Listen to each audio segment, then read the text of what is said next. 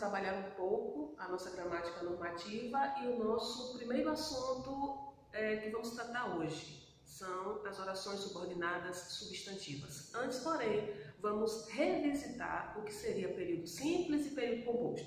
Estão lembrados? Não? Vamos lá. O que é o período simples? O período simples é aquele período que possui apenas um verbo, tá certo? Uma oração, portanto. Então, nós estamos vendo aqui um exemplo, os pássaros voam. Onde está o verbo dessa oração? Alguém falou?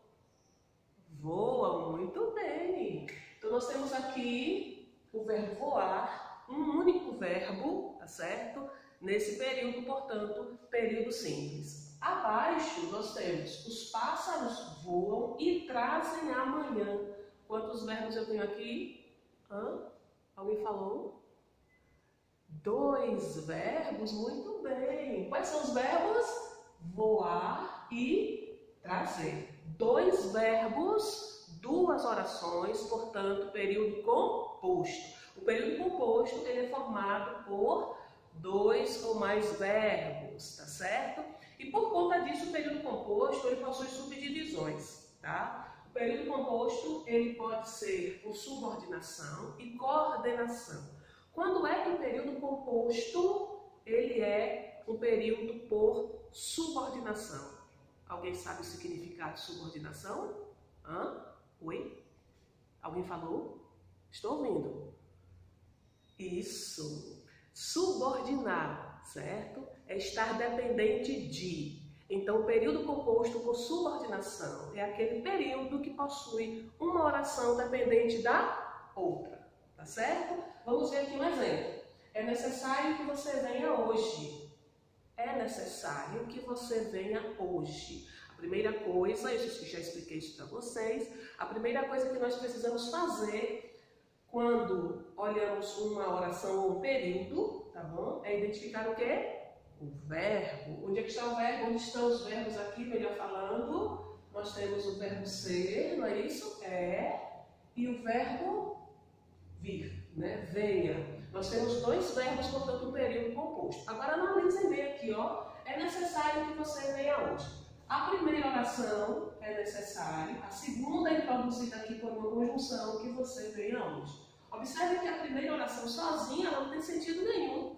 É necessário. Ô, gente, é necessário. Oi? É necessário? O quê, né? Não estou entendendo. É necessário o que é necessário. Certo? Agora, observe, se por um acaso eu falasse apenas a segunda oração desse período, olha só, sozinha, fora do contexto, tá?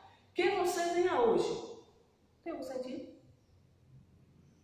Não, não tem sentido. Sabe por quê? Porque essa oração precisa da segunda e vice-versa para ter sentido, tá? As orações, elas são dependentes entre si, logo subordinadas, tá bom? Já no segundo exemplo, fui ao banco, mas não consegui resolver um problema.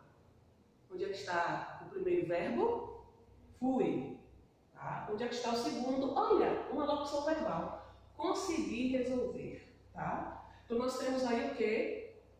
2 orações que são independentes. Observem bem aqui, ó. A primeira oração, fui ao banco. Sintaticamente tem sentido completo, perfeito. Né? E você também observa que o sentido está completo. Eu fui ao banco.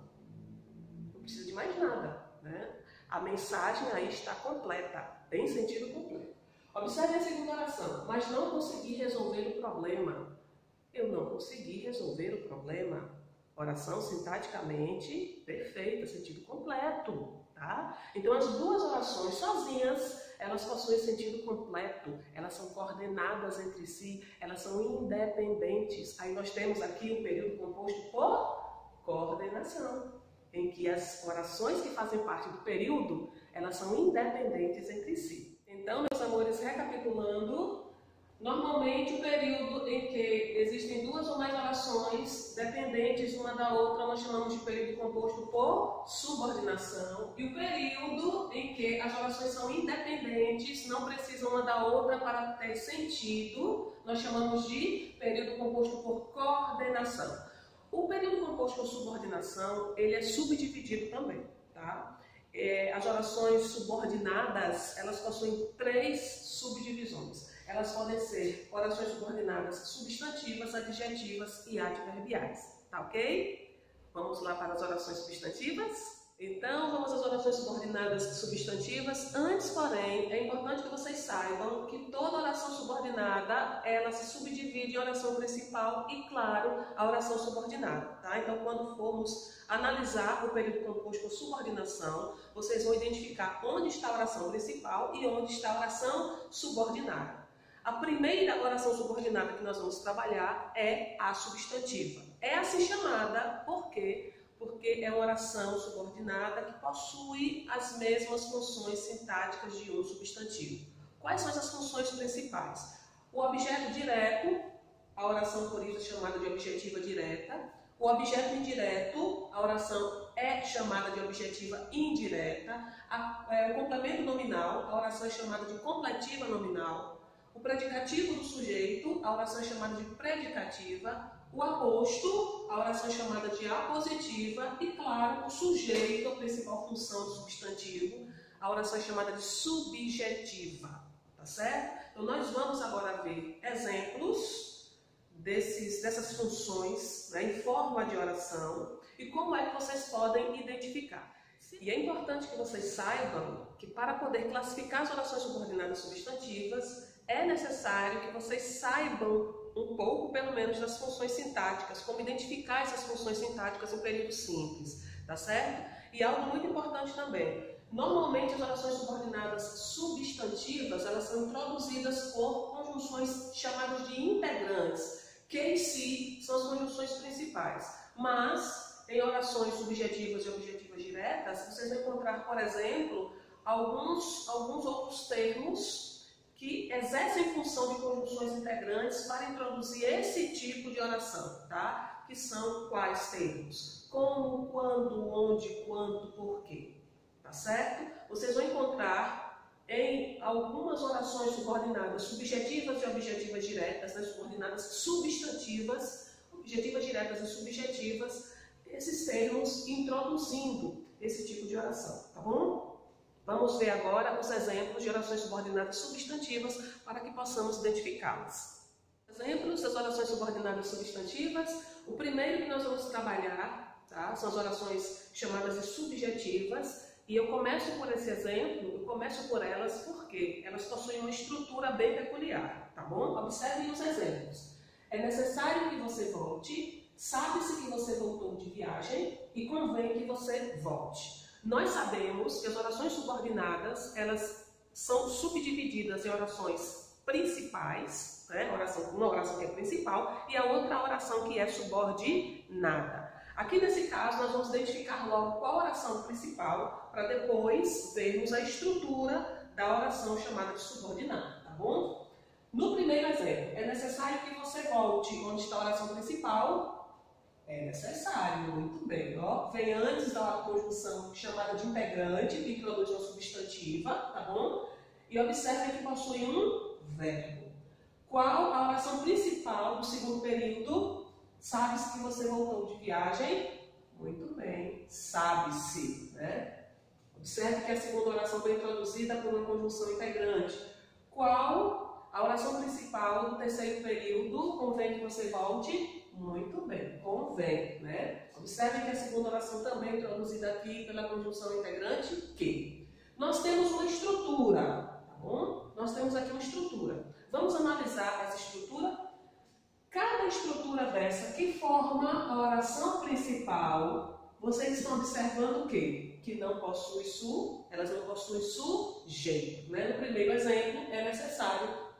O que é necessário? Né? Isso, alguma coisa. Isso é necessário, mas observe que na oração principal nós não temos aqui o sujeito explícito, tá? Sabe-se. Sabe-se o quê? O que é sabido? Sabe-se isso. E isso é sabido. Mas observe que a oração principal não traz o sujeito do verbo, tá? Convém. O que convém? Convém isso. Isso convém, mas cadê O sujeito, onde está o sujeito aqui, não está explícito, não está junto ao verbo, certo? Então nós temos três estruturas de oração principal em que os sujeitos de cada estrutura, né, o sujeito de cada um, não está presente, né, não está explícito aí junto ao verbo nessa oração principal. Por quê? Porque o sujeito, na verdade, vai estar presente ou é representado por toda a oração subordinada substantiva, que é chamada de subjetiva. Então, o que é necessário? Isso. Né? Isso é necessário. Que você volte, né? Sua volta é necessária. Observe que a segunda oração completa a ideia da primeira oração, tá? E exercendo, de uma certa forma, a função de sujeito da primeira oração. Né? A sua volta é necessária. É necessário isso. Né? Isso é necessário ou que você volte. Né? Sabe-se que você voltou de viagem. Observe que não existe o sujeito aqui na oração principal. É explícito por quê? Porque o sujeito dessa oração está representado aqui pela oração subordinada substantiva, que é chamada de subjetiva. Sabe-se isso. Isso é sabido. Tá certo? Vamos classificar aqui a primeira.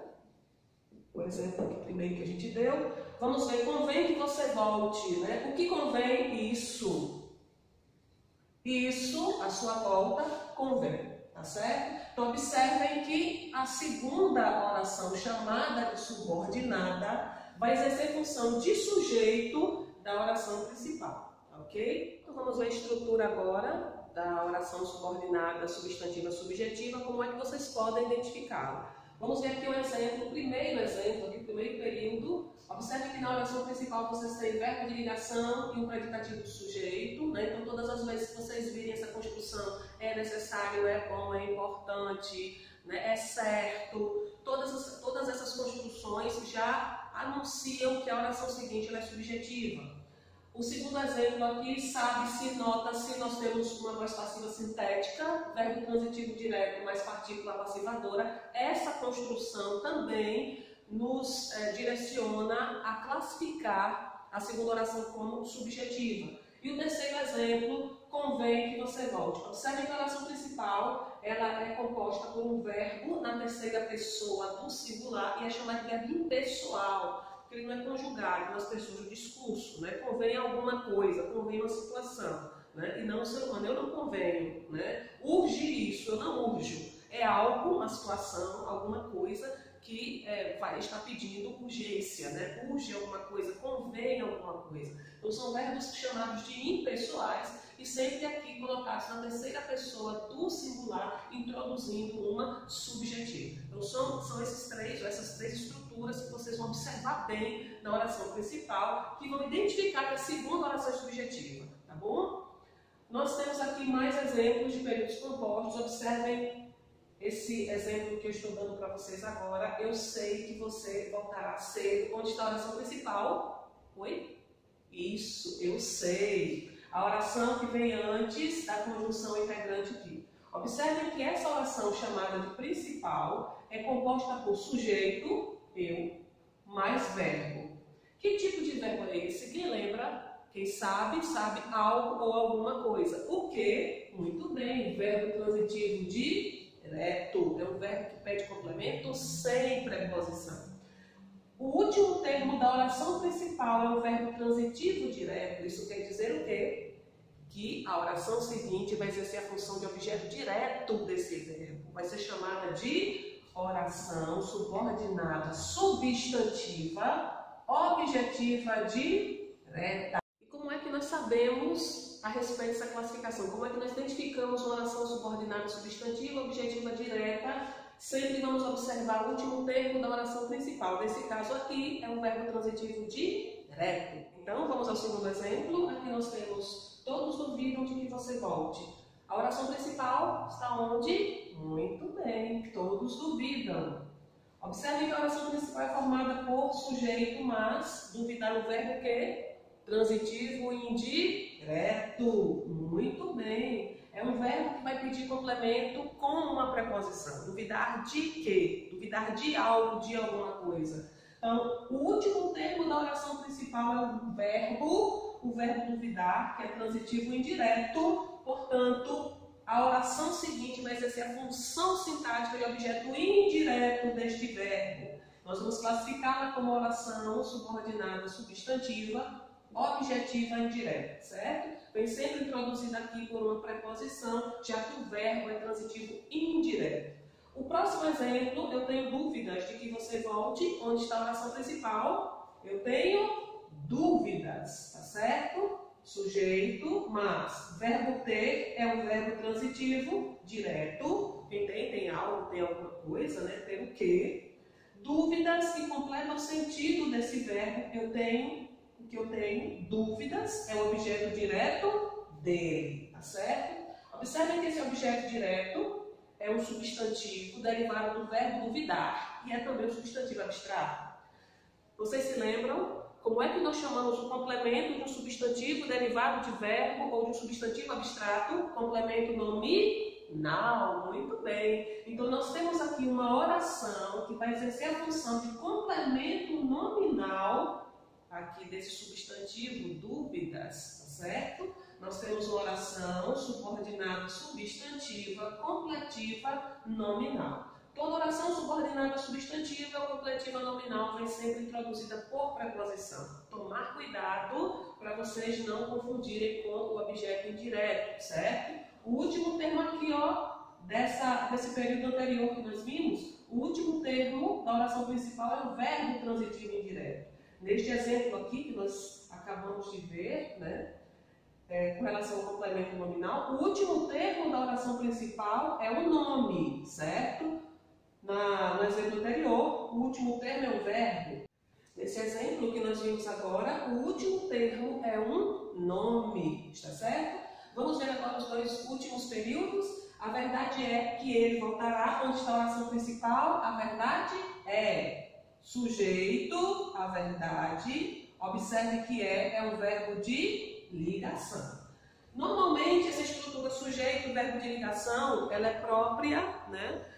Quando a gente vai introduzir um predicado nominal. O predicado nominal normalmente é composto por verbo de ligação mais predicativo sujeito, tá certo? Então nós temos uma estrutura aqui bem peculiar. A oração principal formada por sujeito mais verbo de ligação. O que normalmente vem após um verbo de ligação formando o predicado nominal é o predicativo do sujeito. Certo? Aqui nesse caso nós vamos ter uma oração introduzida por uma conjunção integrante que está, o quê? Completando o sentido dessa oração principal, que termina justamente com o verbo de ligação. Então, após um verbo de ligação, nós estamos vendo aqui uma oração predicativa, certo? Predicativa. Vamos ao próximo período. Só lhe desejo isto, que você seja feliz onde está a oração principal. Só lhe desejo isto. Aqui é fácil, certo? O que vocês estão observando? O último termo da oração principal aqui é um nome indefinido, né? Um termo indefinido, melhor falando. Nós temos aqui um pronome demonstrativo, tá? Isto o quê? Eu só lhe desejo isto. Isto o quê? A explicação que você vai dar para esse termo, nós vamos chamar de aposto, tá certo? É a explicação que você vai dar ao último termo aqui que está na oração principal, que é o termo isto, né? É uma palavra indefinida. Você quer saber o que significa esse isto é? Normalmente, a oração que vai exercer a função de aposto vem após dois pontos, vem após um sinal de pontuação. Então, nós temos aqui uma oração exercendo função de aposto, explicando um termo que está na oração principal e ela é classificada como oração subordinada substantiva apositiva. São 6 as classificações das orações subordinadas substantivas, tá certo? E caso vocês tenham alguma dúvida com relação ao que a Pro explicou, vocês deixem aí nos comentários, tá bom? E aí a Pro vai, explica bonitinho para vocês. Beijo, até a próxima.